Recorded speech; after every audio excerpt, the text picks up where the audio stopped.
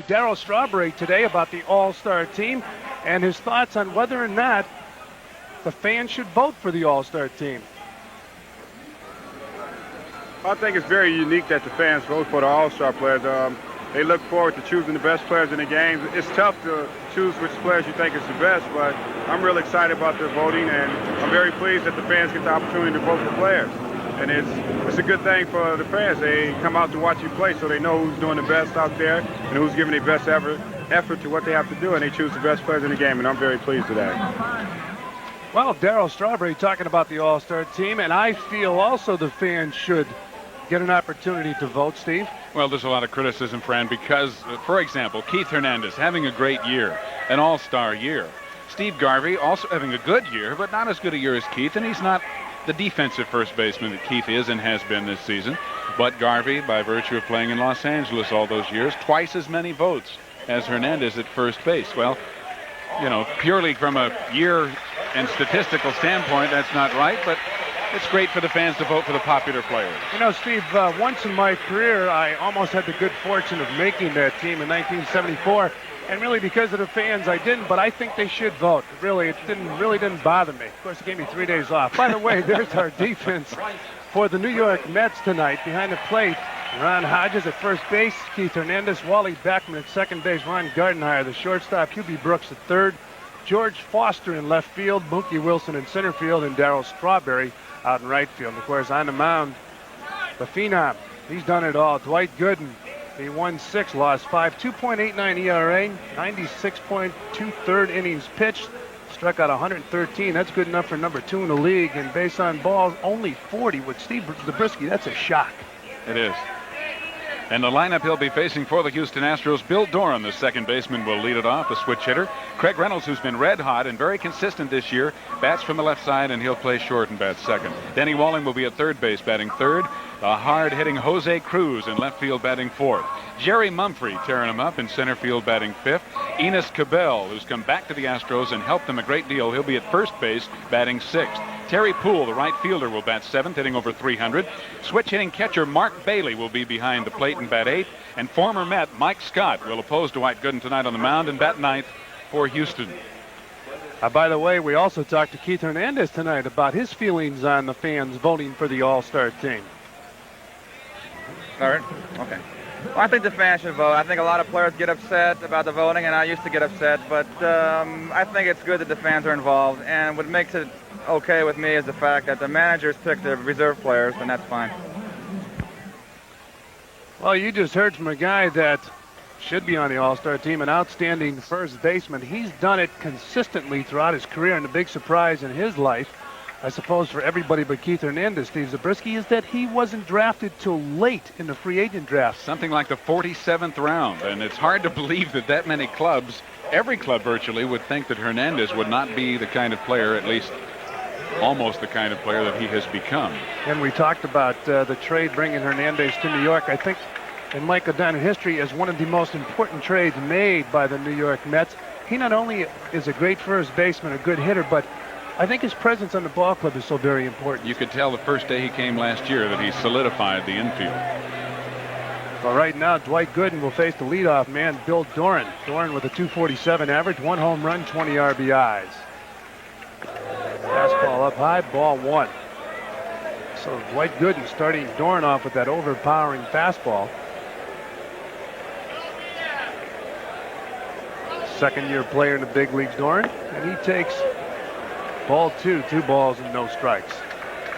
I saw that stat on Bill Doran hitting .432 over the last 12 games. In those last 12 games, the Astros have scored 89 runs. The Astros playing good ball as Doran takes a strike.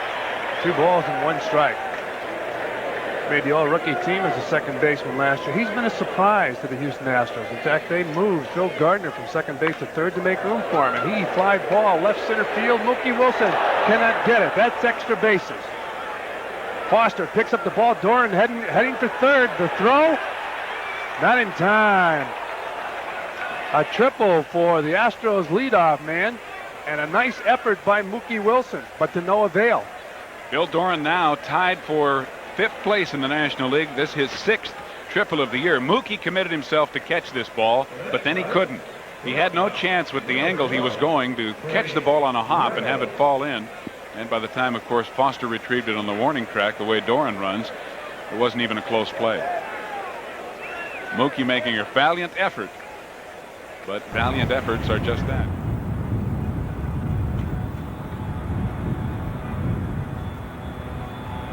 Field batting second. Keith Hernandez still red hot at first base batting third. Darryl Strawberry plays right field and bats fourth. George Foster in left batting fifth, his 300th career home run yesterday. Hubie Brooks bats sixth and play third. Ron Hodges will catch and bat seventh. Ron Gardenhire will play short and bat eighth. And of course Dwight Gooden bats ninth. Dutch Rennert behind the plate. Steve Ripley at first. Eric Gregg at second. And crew chief Lee Wire down at third. And leading off for the Mets will be Wally Backman. He'll be followed by Mookie Wilson and then Keith Hernandez. 1-0, the Astros on top of the Mets. 2 hits for the Astros in the first off Dwight Gooden, and Backman fouls the ball back into the seats. Strike one. By the way, on that play, that Cruz was cut down trying to go back to second base. Interesting rule in the rule book. He overran the base and then tried to get back. They tagged him out attempting to get back. It scored a double. Now, if there was a play at second base and he would overslide the base and try to get back, and they would have caught him, it'd have been a single. So if you want to be a selfish player and you hit the ball out there, you better run. Forget slide it into the bases. Overrun it on purpose. That's if you right. see you're going to be out, don't slide. And Backman takes inside. 2 balls and 1 strike. Mike's got 1 and 2 with a 5.24 ERA for his career against the Mets. So that record's similar to his season record this year. And there's a chopper to second base. Doran over to first. 1 out. Well, Mookie Wilson's the next batter. We also talked to Mookie before the game about the fans voting for the All-Star team. Well, about fans voting for the All-Star game, I think it's good in a way that the fans get to participate in an annual classic like that. There are some things that are overlooked, as well as some ball players and stuff. And I think that it should be left up to sometime the coaches and the managers also, but the fans' participation is welcome. All right, Mookie Wilson. And Mookie batting .279, 5 home runs, 22 RBIs, and he swings through a fastball, strike one.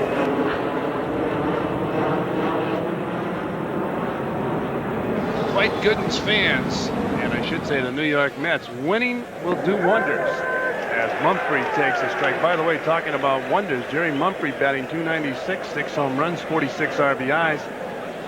Doing a great job after leaving the Yankees and heading out to Texas. Gooden to Hernandez, 1 down. Because Jerry Mumphrey traded for Omar Marino. Both guys were disenchanted with their surroundings last year. Which is really kind of unusual, since they both chose to go to those 2 ball clubs. That's right. This copyrighted telecast is presented by authority of the New York Mets and is intended solely for the private non-commercial use of our audience. Any publication, reproduction, retransmission, or other use of the pictures, descriptions, and accounts of this game without the express written consent of the New York Mets and SportsChannel is prohibited. The announcers on this telecast are selected by SportsChannel and approved by the New York Mets. And Enos Capel takes a strike. Big curveball from Dwight Gooden. The thing you marvel at is not Dwight Gooden's fastball, but his command of his fastball and his great curveball, which he also throws over the plate. There's guys 30 years old that can't control that curveball the way this guy can. Boy, there's a piece of cheese that really took off. Whoa. That's high cheese. Well, Dwight has not had that curveball. Look at this fastball. It just takes off. At times this season, in fact, in the ball game in Los Angeles, when he struck out 14 Dodgers and shut them out 2-0, he said that after the first couple innings, he knew he didn't have it, so he just forgot about it and threw all fastballs. Oh, not too many guys can do. Oh, what a curveball right there. Now, that ball was up, but that ball just kept biting. You don't see too many players nowadays who throw this classic Uncle Charlie, that breaking down. Most pitchers who throw a curveball today would throw what you call a slur, half slider, half curve. Dwight has a classic breaking ball.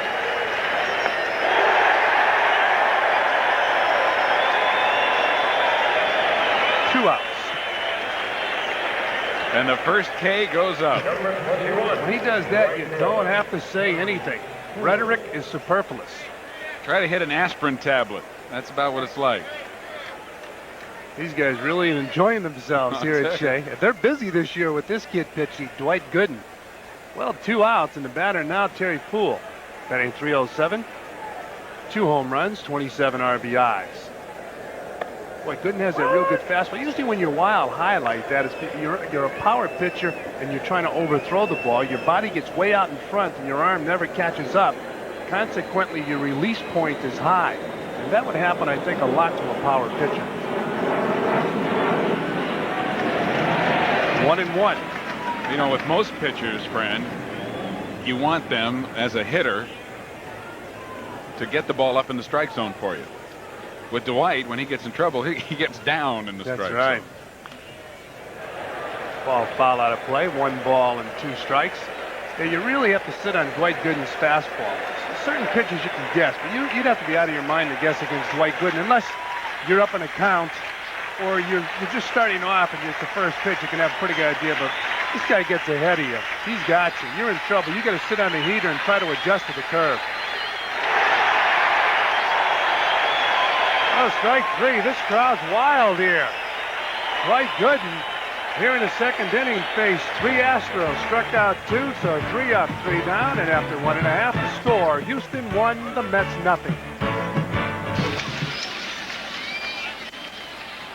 Well, Darryl Strawberry will lead it off for the Mets. Strawberry batting .266, 9 home runs, 34 RBIs. It's the bottom of the second inning, 1-0 Astros on top of the Mets. And Mike Scott's first pitch, a strike. You got to stay with us here on Sports Channel. Gooden mania here at Shea Stadium. This place loves Dwight Gooden. And what a reaction he gets when he strikes out a batter. Right now the count on Darryl Strawberry, 1 ball and 1 strike.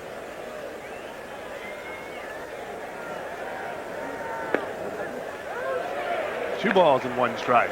You know, friend, we talk about Dwight, we talk about the inflated ERAs that we've seen here. Mike Scott certainly higher than it should be, but the Houston Astros lead the National League in pitching as a team with a 3.04 ERA. That's not too bad. No.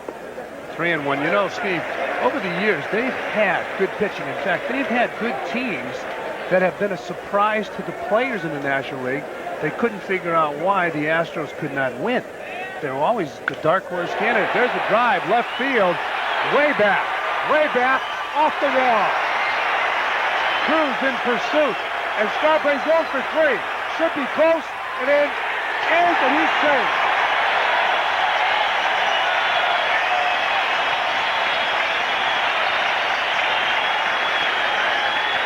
A triple for Darryl Strawberry. Darryl comes just within a fraction of an inch on the bat of getting this ball out of here.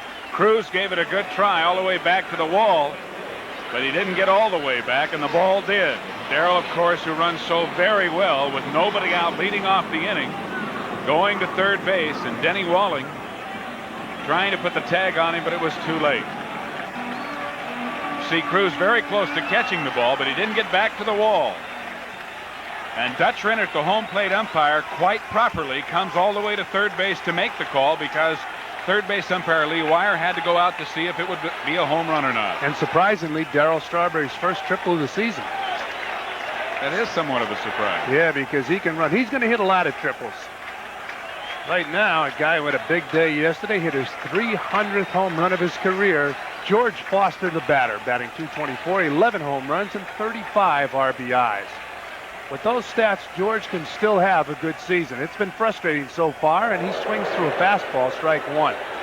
There's been some discussion that perhaps George's slump was enhanced a bit by his trying to get that 300th home run. It took him nearly a month. I concur with that. I think it's not like breaking Babe Ruth's record or anything, but he's only the 48th player to hit 300. That's right. And some guys personally can, it's not blown out of proportion, but they can blow it out of proportion, put that extra pressure on themselves. Especially when you go a couple of weeks and you don't get it. That's right. Then it starts to build. I never had to worry about it, Steve, believe me. Nor I. 300 home runs. It's a lot of home runs. No balls and 1 strike on George Foster. Pretty good breaking ball right there. 0-2. They say as you get older, a batter tends to adjust to the breaking ball better.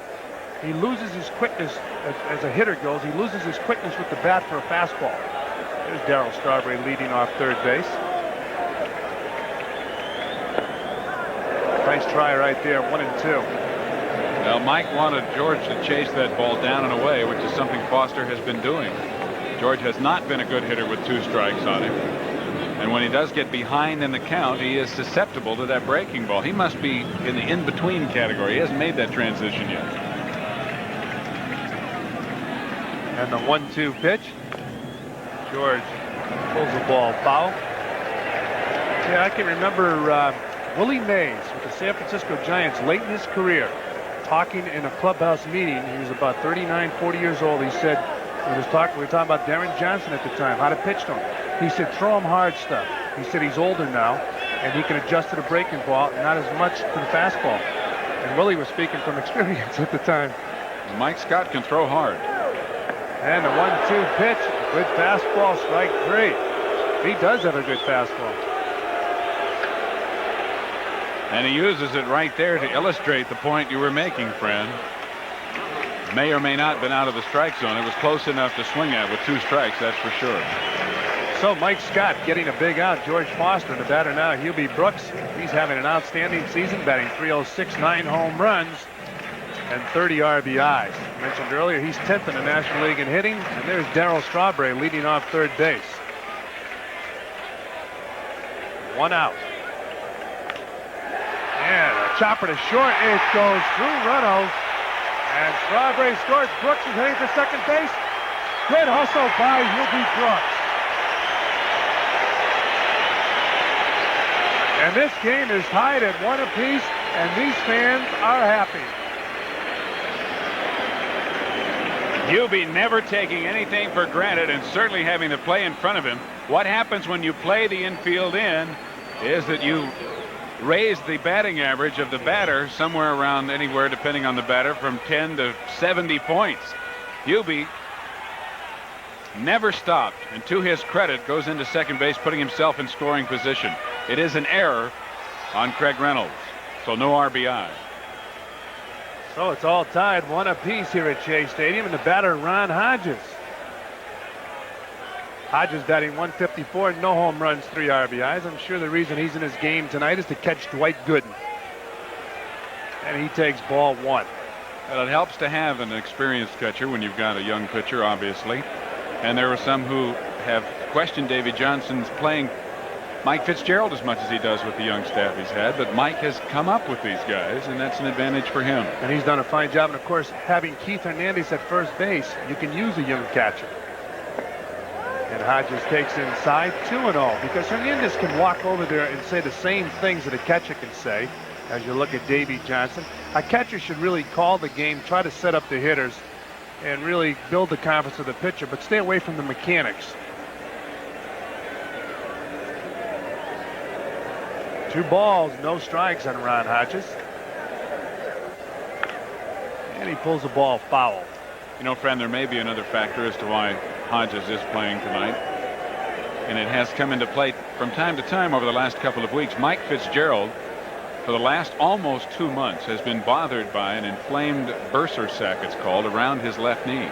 And nothing is tougher on, as you well know, on the knees than catching. Well, that's one thing. I was fortunate. Never had too many problems with the knees, but I know a lot of catchers that did. In fact, a lot of legs broken in collisions at home plate. The 2-1 pitch to Hodges, and there's a looper in the center field, base hit. Hubie Brooks will hold on at third base, and Ron Hodges will hold on at first. So it's first and third with 1 out. Well, Hubie had to play this ball halfway, because with Mumphrey's speed and from Hubie's position, it's hard for him to tell at first whether or not Mumphrey's going to be able to get to it. So he had no chance to score on the play.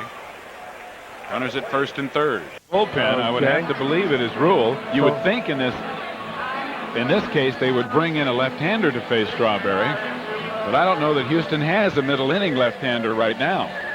They, of course, have Frank DiPino, who's a tough left-handed pitcher, but he's used primarily in the late innings, and we're only in the bottom of the 5th. Yeah, and it's 3-1. The Mets with the lead right now. What they want this guy to do is come in the game and stop it, put out the fire. Of course, long men have been known to come into the game and pour kerosene on the fire. In fact, one of the reasons the guys, well, there's a few reasons why he's a long man. One is he's trying to get into the big leagues as a starting pitcher. He's a big prospect, and they figured they'll get his feet wet by making him a long man. Another way you end up being a long man is when you're ineffective as a starter and also as a short man. So they say, okay, we're going to keep him with the club and let's make him a long man. There's no other place for him to go. Right. Well, Mike Scott leaves the game, and we'll give you his numbers. He has pitched 4 1/3 innings. He has allowed to this point 3 runs, given up 6 hits. He has struck out 1 and walked 1. That was an intentional walk just now to Hernandez. He is, of course, responsible for all 3 runners on base, as well as the losing pitcher of record at this point in the ball game. Vern Rule, on the other hand, is 1-5, 3.67 ERA. This is his 23rd appearance. He has made 5 starts. He has 2 saves. He's pitched 61 1/3, walking 24 and striking out 47. I remember facing this guy when he was with the Tigers. He had good stuff. He threw a heavy sinker. And even when he got that ball up high, it was heavy. There's a happy Mets dugout. Hubie Brooks, very happy after a couple unhappy seasons here in New York. So the Mets playing good baseball. In fact, they're playing solid, fundamental baseball. Good defense, good pitching. And if they get some hitting from Strawberry and from Foster, look out. Who knows? Well, this week, Sports Channel looks back at World Series highlights. Relive Al Kaline and the Tigers World Series in '68 tonight at 10:30. And then it's a showdown for the amazing Mets in '69 tomorrow night at 10. So stay with Sports Channel and relive World Series excitement all week. Check local listings for the date and time in New England. Well, the wave begins again. Eddie Lynch seeing how many baseballs he can get in his hand.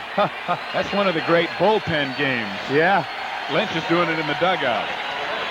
Great to be playing with a ball club that's winning, isn't it? A lot looser. Oh, boy. Eddie's trying to hold 8. He's only made 7 so far. He's having a bad night.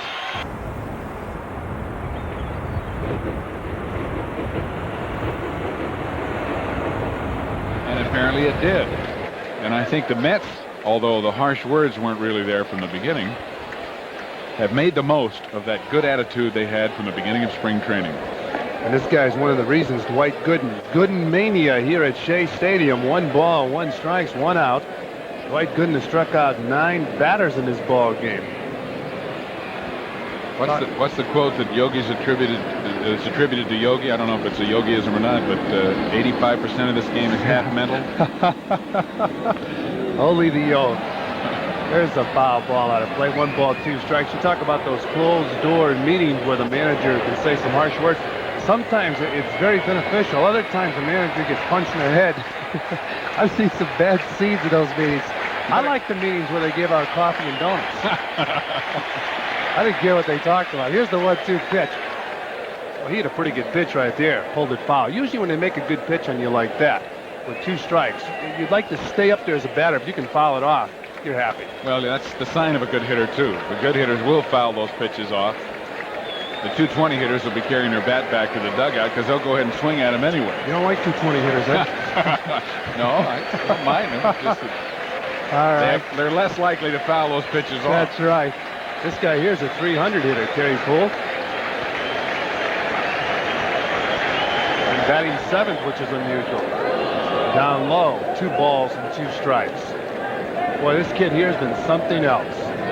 Davey Johnson has had confidence in him since he saw him for the first time, and now he's in the big leagues at 19. Fly ball, shallow center.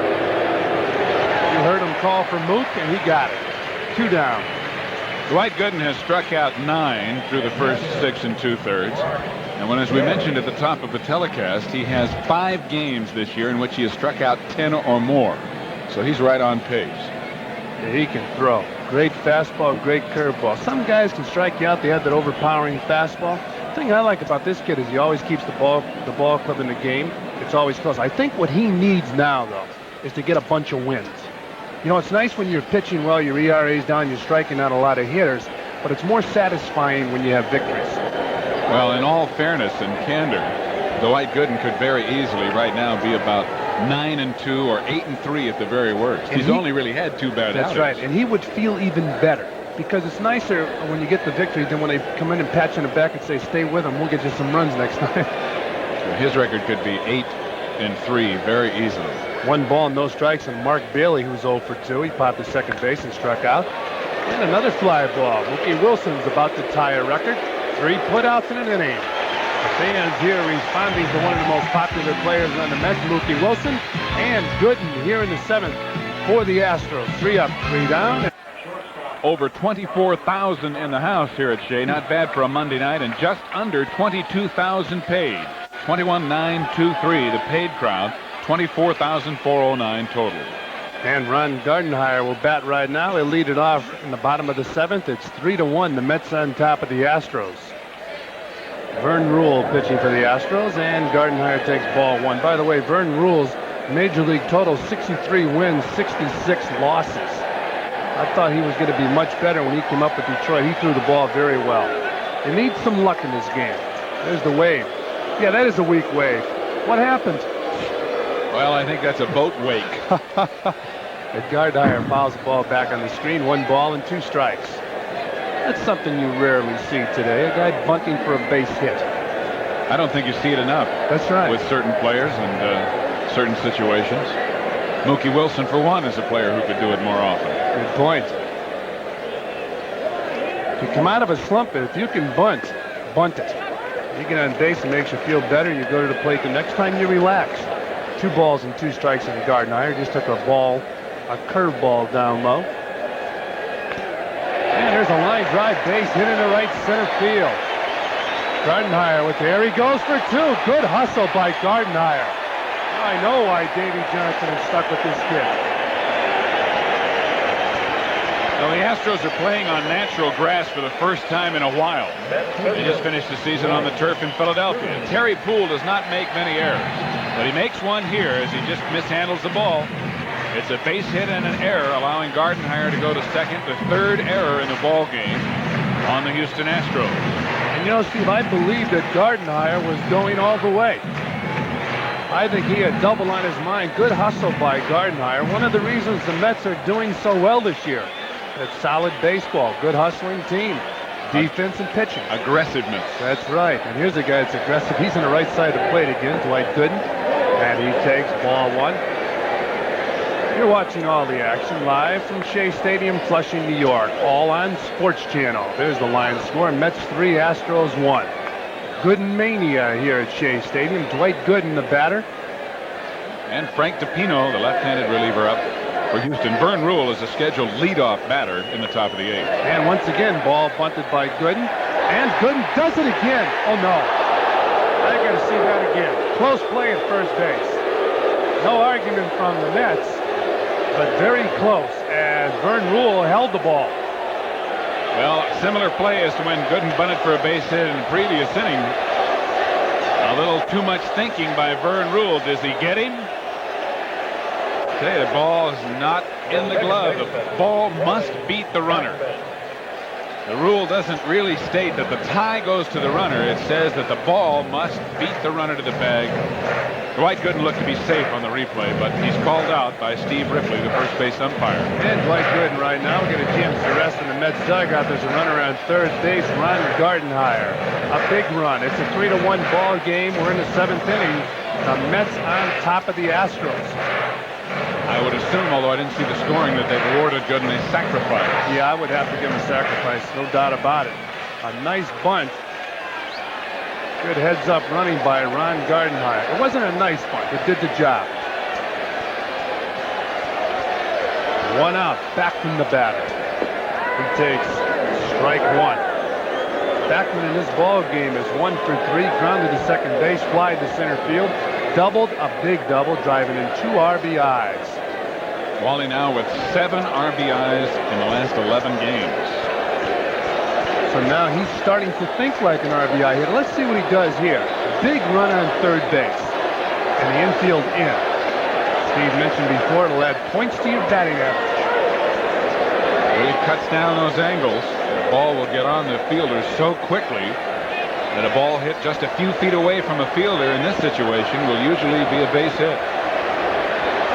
But the Astros cannot afford to give up any more runs as Gardenhire is at third with 1 out. Interesting. You just saw Bobby Valentine go over it and whisper, could this be a deke or could it be a bunt? I bet it's a deke.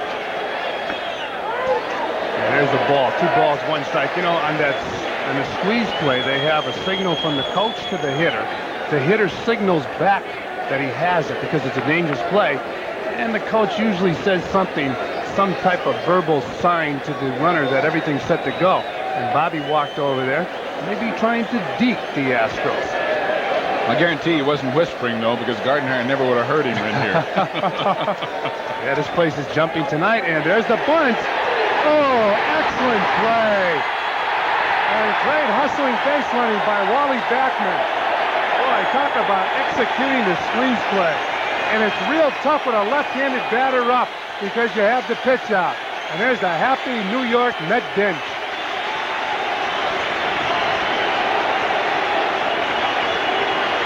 Another RBI for Backman as he beats it out. He had a tough pitch to bunt at, but he stayed with it and got the ball down. Just a fine effort by Backman, who then probably had the throw beaten even if Cabell had come up with it. But the ball squirted by. It would have been a very close play. Wally's 3rd RBI of the ball game and his 11th on the year. And the batter now is Mookie Wilson. Wilson 0 for 3 in his ball game. Wally Backman leading off first base. Squeezing in a big 4th run. I believe he's going. There he goes. Mookie swings through the ball. Nice throw by Bradley.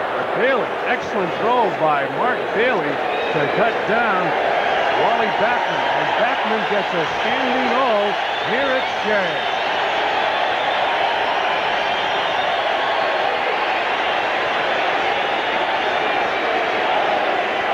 Nice throw by Mark Bailey, really, because Mookie Wilson was all over the place with that bat. Well, Backman and the rest of the Mets have not been thrown out very often this year. The Mets stealing at a 79% success rate. With that type of percentage, I'd send everybody as Mookie swings through another breaking ball. 1 ball and 2 strikes. Mookie fell down, in fact, swinging at that ball. Bailey made a perfect throw. And you know, you just mentioned how he fell down. That's very distracting to a catcher. There's a lot of things that can distract you there. And Mookie hits a chopper. This should be close. Forget it. Mookie Wilson just ran an out into a base hit.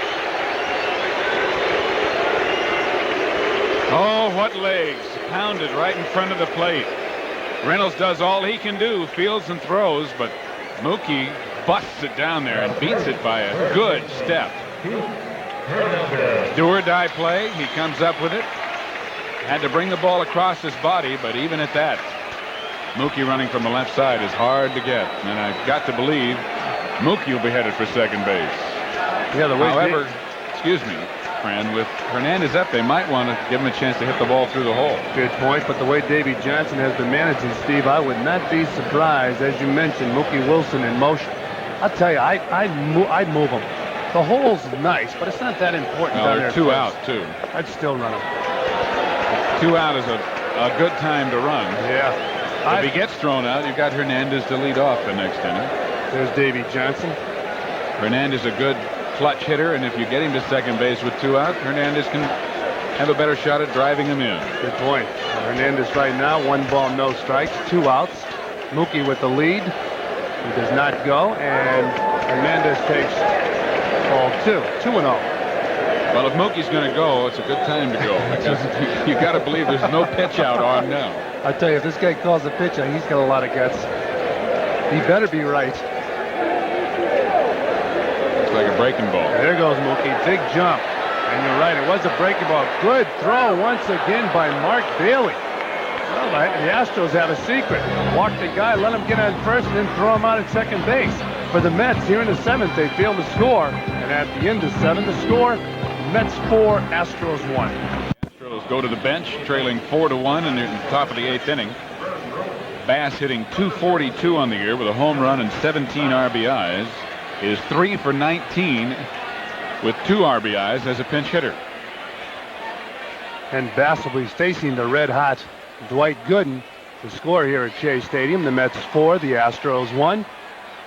Astros scored 1 in the first. The Mets came back with 1 in the second, 2 in the fifth, and 1 in the bottom of the seventh. So it's 4-1. Mets on top of the Astros. 10 hits for the Mets and 5 hits for the Astros.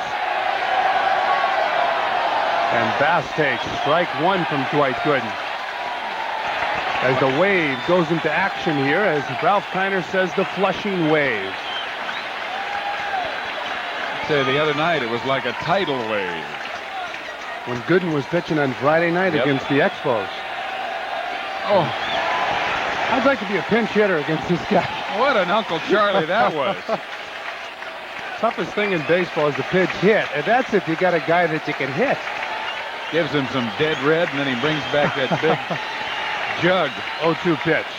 Inside. 1 ball and 2 strikes. Right now, Dwight Gooden has 9 strikeouts.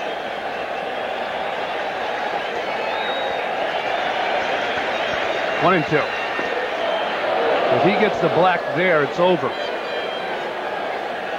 A lot of left-handed hitters like that ball down and in. With 2 strikes, your mind has you thinking about the ball out over the plate, protect the plate. If you can get that fastball down and in, forget it. Especially this guy's fastball. If he gets it in on the hands, there's no way you can get around it. Foul out of play. Count stays 2 balls and 2 strikes. As Steve mentioned earlier, you can still get season tickets for the rest of this season. Shea Stadium seems to be a happening. Look at the boys from the press. The members of the Fourth Estate. Oh, yes. There seem to be a few more of them here as well. Dwight is pitching. Oh, boy, it's jammed. Even when just the Mets are out there without Dwight, the Mets playing good baseball. As we mentioned, 1 game out of first place. And the way the Cubs and the Padres, they tied at 1 in San Diego in the 6th inning. Number 10. He never had a chance. And they're loving it. This is the 6th game of his 16 starts that Dwight Gooden has now struck out 10 or more batters in 1 game. This young man can really pitch. And he'll face Bill Dorn, who tripled and scored a run in the first and then struck out twice. So he's 1 for 3, and he takes ball 1. Dorn, once again, the type of hitter, just puts the bat on the ball. These are the guys that would give Gooden a problem if he's going to get a problem from anybody. And Dorn skies the ball. If it comes down, he's out. 2 outs.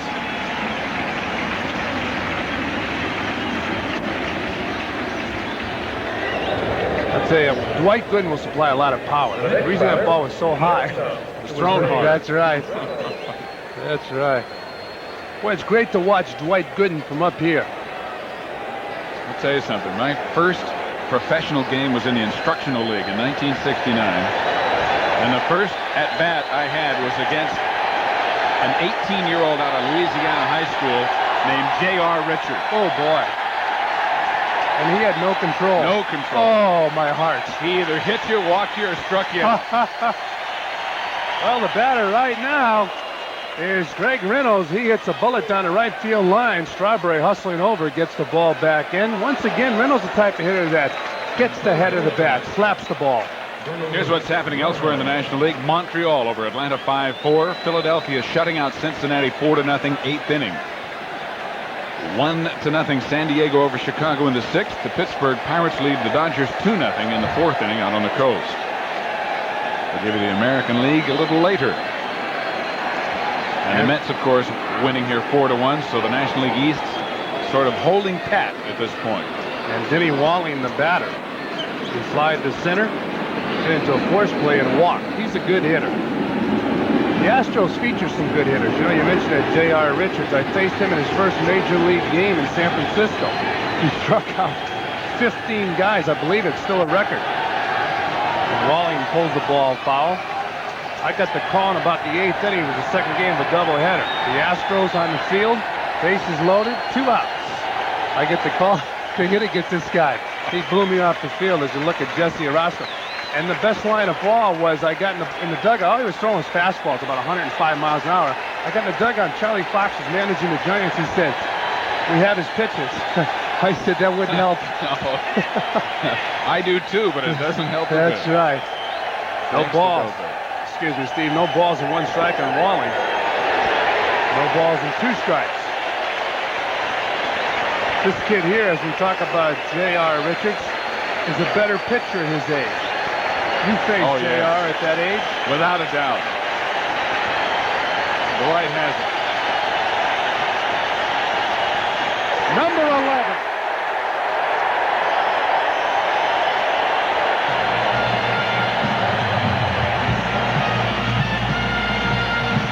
How about that? He ran out of games. Oh, here they come. Here he comes. There it is.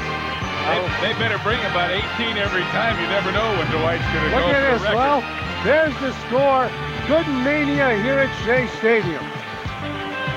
That's your number 1, too, partner. Steve Zabriskie with you from Shea Stadium as Fran Healy has made his way down to the field for a post-game interview. So stay with us here on Sports Channel as we go to the 9th inning. And a 4-1 New York lead. Dwight Gooden going after his 3rd complete game of the year. He'll face Jose Cruz, Jerry Mumphrey, and Enos Cabell. Cruz has been the toughest on Dwight tonight. He's 2 for 3 with a pair of doubles, and Dwight has not been able to strike him out while fanning 11 Astros. Fouled away, strike 1.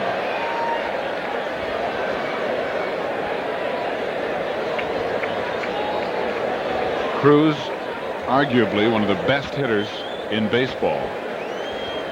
He's been very patient with Dwight tonight and gotten himself ahead in the count in 2 of his 3 at-bats. He's behind now, 0-2.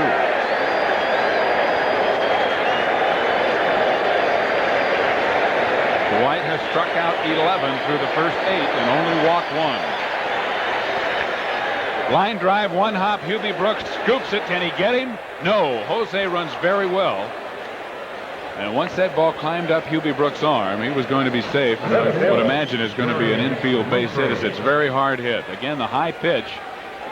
It'll be the 3rd hit of the night for Jose Cruz. Hubie stayed with it, but Jose runs very well. So in the 9th inning, Cruz is aboard to lead it off. 6 hits now. Make that 7 off Dwight Gooden. And Jerry Mumphrey, who has struck out twice and grounded out, will be the hitter.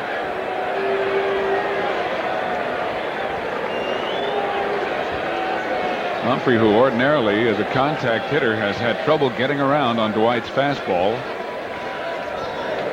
and does so again.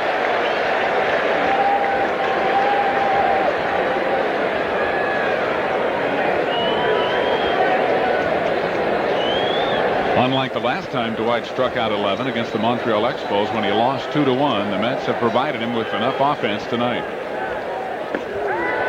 Strike 2. Mumphrey stares at home plate umpire Dutch Rennert in disbelief as it was very close. But Dutch called it on the inside corner. Hernandez not holding Cruz on, even though Jose runs well. The Astros are down by 3. 1-2.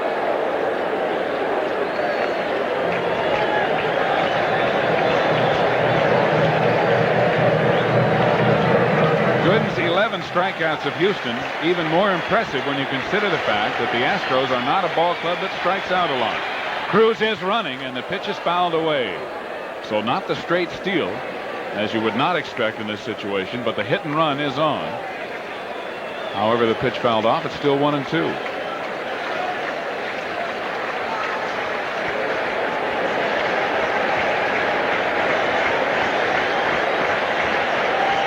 Dwight with his 11 strikeouts now with 124 on the season, tied right now with Fernando Valenzuela for the National League lead.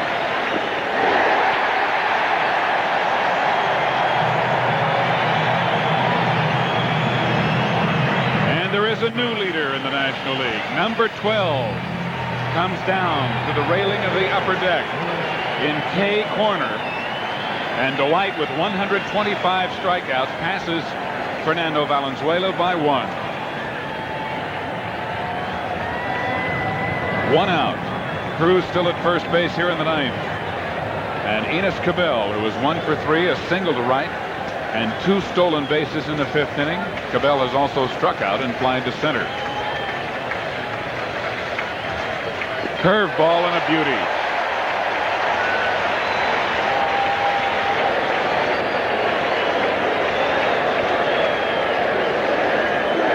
Better than 24,000 on hand at Shea as they begin to chant.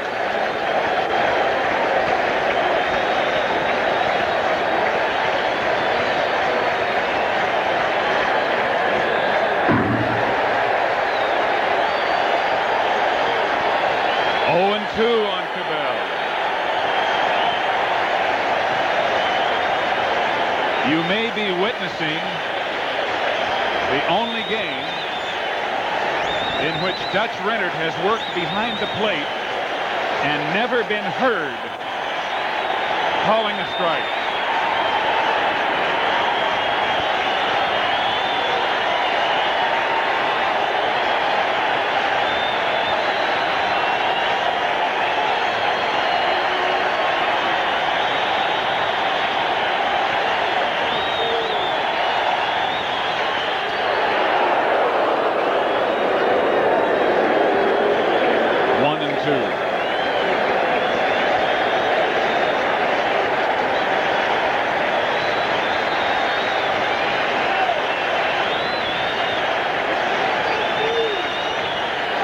Curveball and just fouled off.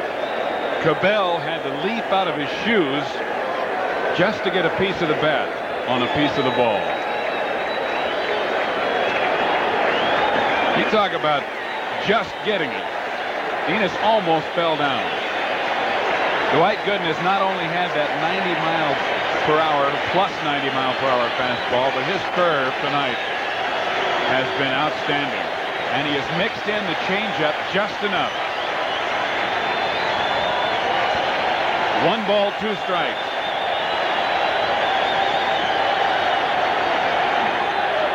Right up the middle, a base hit to center field. Jose Cruz will motor for third. Mookie overruns the ball, but Cabell cannot advance from first. So hit number 8, and the Astros are not finished yet. Runners at first and third. Still only 1 out. No error on Mookie on the play, as Cruz figured to go to third anyway, and Cabell did not advance. Terry Poole, who is 0 for 3. He has struck out once, flied deep to right and flied to shallow center, but Davy Johnson may have seen enough. The crowd, of course, is not going to agree with Johnson's decision if he does make the change, and he is. Poole is a left-handed hitter, and Davy wants Jesse Orozco.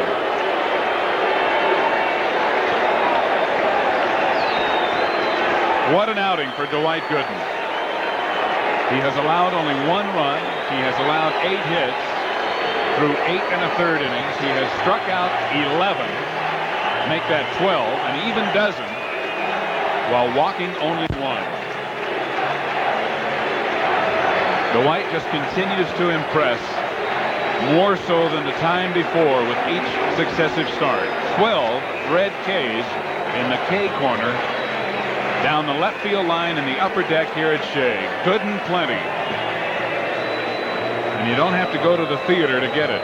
You can get it right here at Shea about every 5th day when this 19-year-old outstanding young man takes the mound.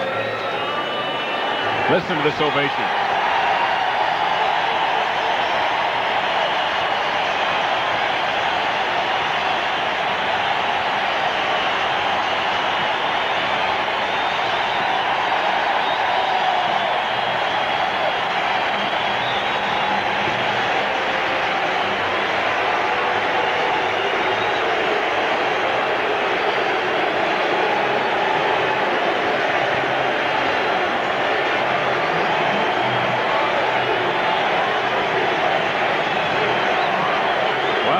Jesse takes his warm-up tosses. Here's what's happening in the American League. The Yankees shutting out Texas in the third, 5-0.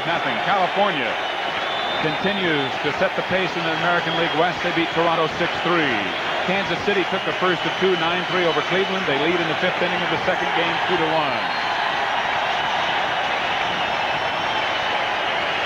And a much-deserved curtain call. Gotten 21 decisions in 25 previous outings, either a win, a loss, or a save. And he's finished 22 of the 25 games in which he's appeared. Jose Cruz is at third base. Enos Cabell at first base. There's one out here in the ninth inning with the Mets holding a 4-1 lead.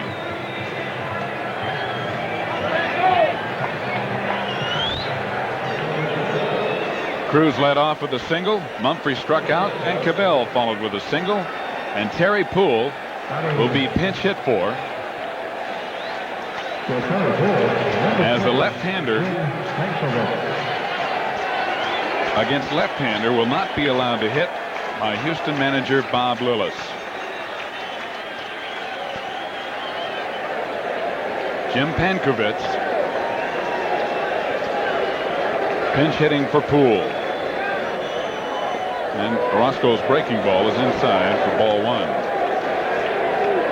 Pankovitz is hitting .333.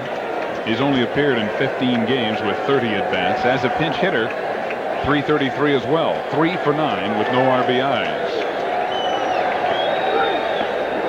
Ball two. Hodges reminding Orozco to get up on top. Often not a popular reminder as far as a pitcher is concerned. And don't forget to stay with us here on Sports Channel for Pennant Chase with Fran Healy right after the ball game.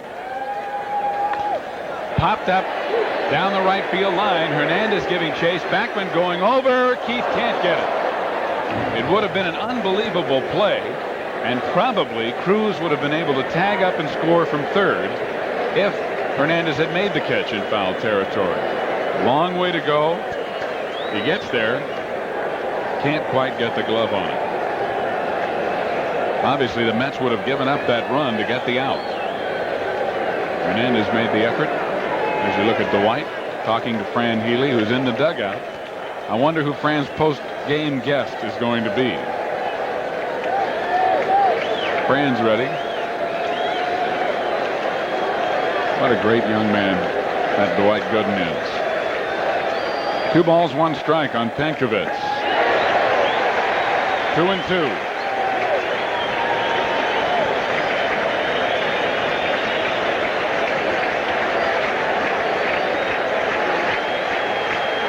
Now the chant of Jesse, Jesse.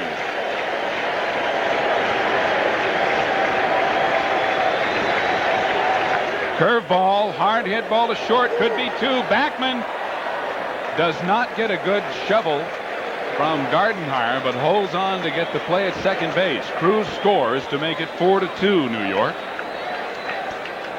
as Pankovitz reaches on the fielder's choice and picks up an RBI. Sharply hit ball to hit the mound, and Gardenhire kind of had to adjust, and then he didn't make a good toss. Backman stayed on the bag and kept the ball in his glove to get the lead runner. So 2 away here in the ninth. Retired 6-4.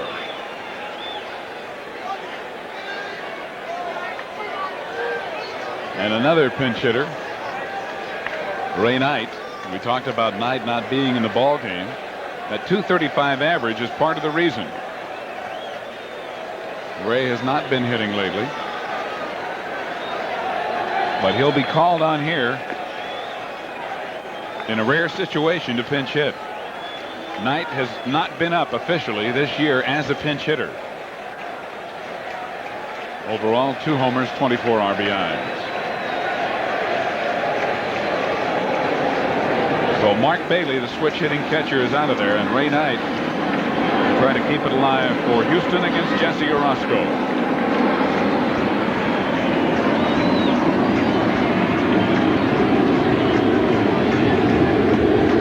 Two out with Pankovitz at first base. And a fastball striking the knee.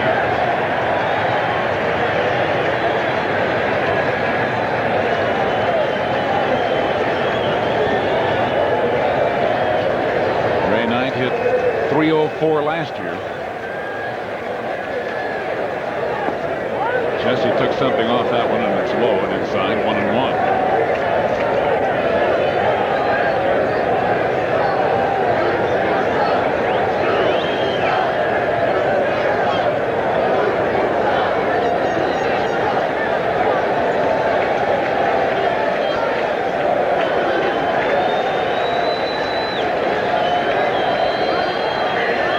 Breaking ball on a beauty. 1 ball, 2 strikes. Jesse with that off-speed breaking ball had Knight frozen at the plate. Now the crowd really gets going as the Mets are 1 strike away from victory.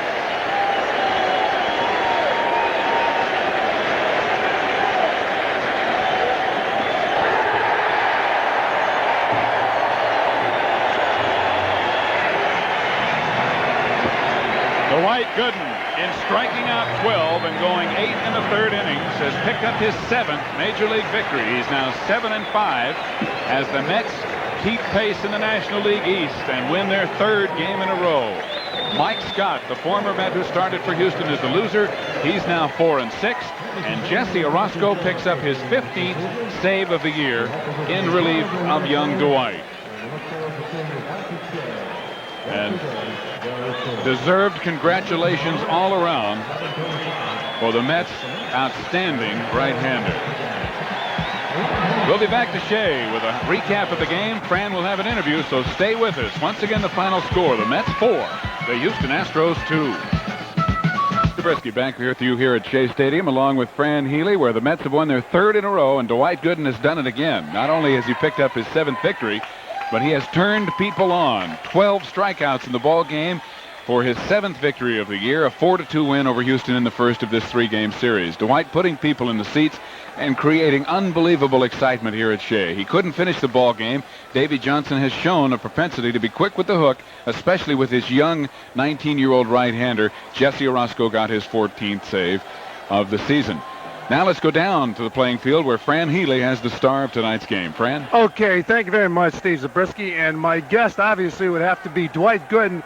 Once again, Dwight, you were magnificent. You had the good fastball, the great curveball, and this place is going wild for Dwight Gooden. What are your emotions? Well, coming into the game, you know, it's a big game for myself and as the team, and I needed this victory, and I went out there with a lot of confidence and gave it all I had, and my curveball was a big fight in a nice game, and made my fastball look quicker, my changeup came in certain situations, and Ron Hodges called out outstanding ball game. Dwight, what was your reaction when they said, okay, you're going to be with the Major League team? Were you frightened at all? Well, I wasn't really frightened. I didn't really hear it till the last day, and it was like the 6th inning, last game that Sunday was leaving out that night, and you know, I was kind of worried, was they going to take me or was I going to get the, you know, to know? And when David told me I was the 4th man in the rotation, at the time I didn't know how to react, and I was thrilled, and it took me about 3 or 4 minutes to get myself together. You know, there's been a lot of people that walk out on the mound in the major leagues, but nobody at 19 years old with that great curveball, great fastball, and with control. Well, did you have to learn this? Well, it took me a while. Coming through high school, it was kind of tough, and when I was behind the count, I couldn't throw the curve to go on the fastball, and, you know, high school you get by, and then my first year rookie ball, it was kind of tough, and last year, John Cumberland, pitch coach, helped me out a lot, and down instruction ball, and this year, Mel Stoudemire been helping me, and, you know, veteran players helped me also, and things starting to fall in place. Dwight Gooden is now 7-5. As Steve Zabriskie mentioned earlier, he could have 10 wins. He struck out 12 tonight. A lot of excitement here at Shea. Now back upstairs to Steve. Thanks, Fran, and congratulations, Dwight. We'll be back here at Shea for a complete highlight wrap-up of tonight's ball game, so stay with us right after this message. And 12 Dwight Gooden strikeouts of Houston Astros have won the first of this 3-game series 4-2. It didn't start out like a good night for Dwight, however. Leading off the very first inning, Bill Doran tripled, just slapping that ball into left center field. Mookie tried to catch it, and when he couldn't get it and had committed himself, the ball rolled all the way on the warning track. And with the speed of Doran, he wound up at third base. This is with nobody out. Then Craig Reynolds, the next batter, hit a fairly weak ground ball to second baseman Wally Backman. That drove in Doran, and it was 1-0 Houston. Then Jose Cruz doubled, still in the first inning, right down the right field line. Strawberry over to get it as he was playing Cruz more towards center field. And Cruz made a base running error. He ran past second and then tried to go back. And in doing so, Gardenhire tagged him out on the relay from Backman. Dwight got his first strikeout of Enos Cabell in the bottom of the second inning. Also in the bottom of the second inning, as the K corner got going, and we're happy about that, Terry Poole, a tough left-handed hitter, went down swinging. Number 2 for Dwight. Strawberry in the bottom of the second tripled off the left field wall as Jose Cruz went back but couldn't catch it. Darrell's great speed sent him to third, and then the Mets were in business offensively for the first time in the ballgame. UB Brooks, the next batter, followed for New York. The infield was drawn in, and UB hit a ground ball.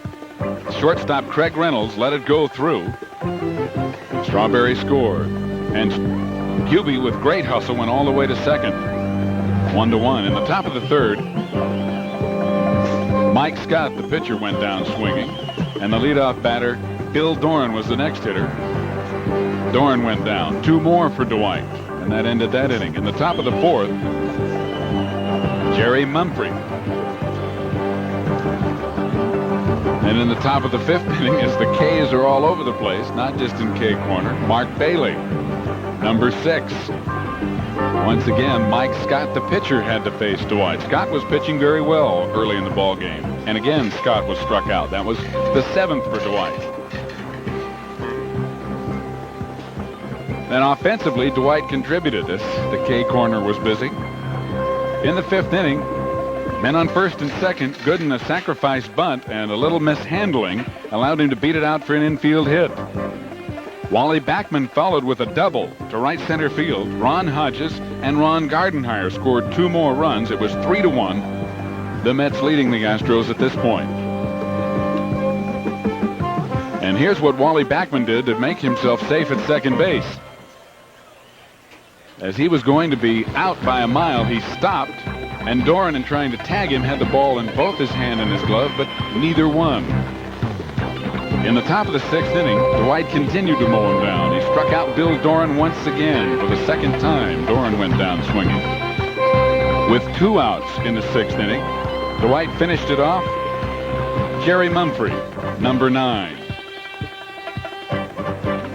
Then the Mets picked up an offensive insurance run. Gardenhire led it off in the 7th inning with a single. Terry Poole bobbled the ball for an error, allowing him to go to second. And Gardenhire was standing there. After a sacrifice by Gooden, Gardenhire was on third, and Wally Backman squeezed bunt really delighted the crowd as he beat it out and drove in the 4th run of the game, and it was 4-1 New York. Gooden had all he needed. Kevin Bass pinch hitting for Vern Rule, victim number 10. Then in the bottom of the 8th inning, Denny Walling, number 11 on the night. And finally, Jerry Mumphrey, who had already struck out twice in the game, came to bat in the top of the 9th inning as the K corner was dancing. We thought for a moment they had run out of Ks, but they found one somewhere, and Mumphrey became victim number 12. Mumphrey could not handle Gooden all night long. Then Ray Knight, pinch hitting Jesse Orozco. In relief, Knight goes down swinging. Jesse picks up his 15th save, and Dwight Gooden has his 7th victory of the year. His record now 7-5.